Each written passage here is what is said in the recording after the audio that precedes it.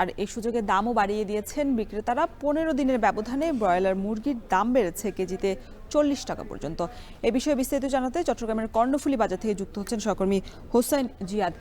জিয়াদ, আপনি তো সকাল থেকেই বাজারগুলোতে ঘুরছেন, সরবরাহ কেমন দেখছেন আর বাজার মনিটরিং এর কোনো চিত্র আপনার চোখে পড়েছে কিনা?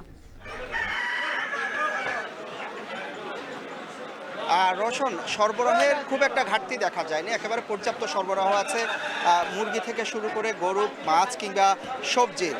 তবে দাম কিন্তু বাড়ছে। গত 15 দিন ধরে মুরগির মাংসের দাম দফায় দফায় আসলে বাড়ছে চট্টগ্রামের বাজারে।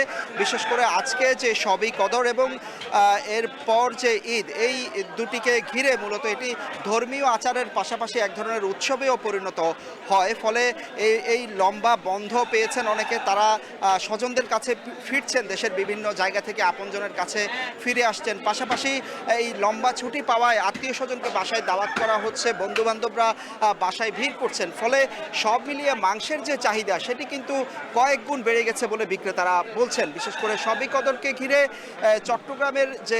চট্টগ্রামের মানুষের কাছে কিন্তু মুরগি কিংবা গরুর মাংসের চাহিদা অনেকটা বেড়ে যায় এবং বেশি থাকে। ফলে বাজারগুলোতে আমরা দেখছি যেমন বাড়তি গরু জবাই করা হয়েছে আজকে, পাশাপাশি বিভিন্ন অলিগলি সুপার শপগুলোতেও কিন্তু আজকে গরুর মাংস বিক্রি করা হচ্ছে এবং জমজমাট বেচা বিক্রি আমরা দেখতে পাচ্ছি সকাল থেকে।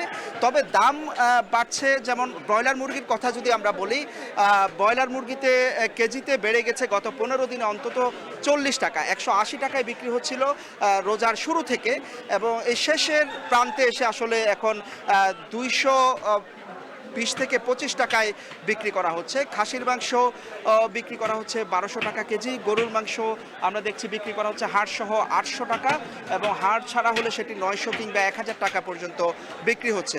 ব্রয়লার মুরগি বেড়ে যাওয়ায় মূলত সোনালী মুরগির দামও বেড়েছে।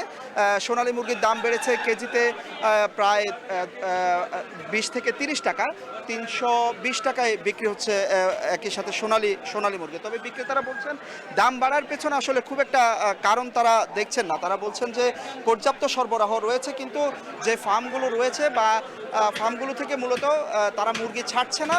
তারা চাচ্ছে যে ঈদের পরে আসলে বাজারটা আরও বাড়বে, সে সময় তারা হয়তো পর্যাপ্ত সরবরাহ আরও বাড়াবে। সে কারণে মুরগিগুলো তারা ধরে রেখেছেন ফার্মগুলোতে, আর দামও তারা বাড়িয়ে দিয়েছেন এর মধ্যে। জিয়াদ, আপনাকে পরবর্তী সংবাদে নিশ্চয়ই আপনার থেকে আরো বিস্তারিত জানবো। এবার অন্য প্রসঙ্গ।